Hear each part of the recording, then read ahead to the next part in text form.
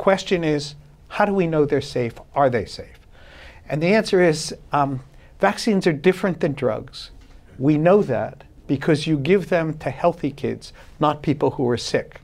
And we have to be enormously thoughtful and careful to prevent anyone from being harmed by a vaccine. But people are very different. No vaccine is absolutely perfect. And there are, for the vaccines we give now, on the order of 1 in a million child will find an adverse effect.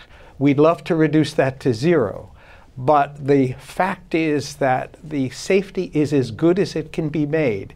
And we, the scientific community, the medical community, take that enormously seriously.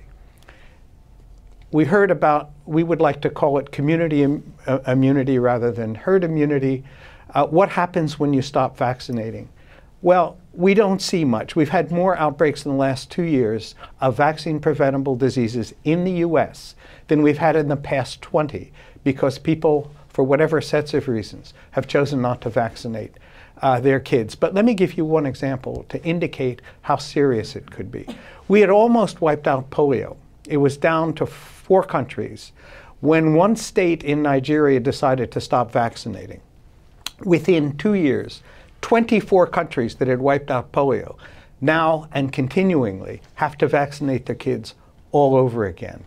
So one has only to look at what's happening with Ebola when you don't have a vaccine for a lethal virus disease.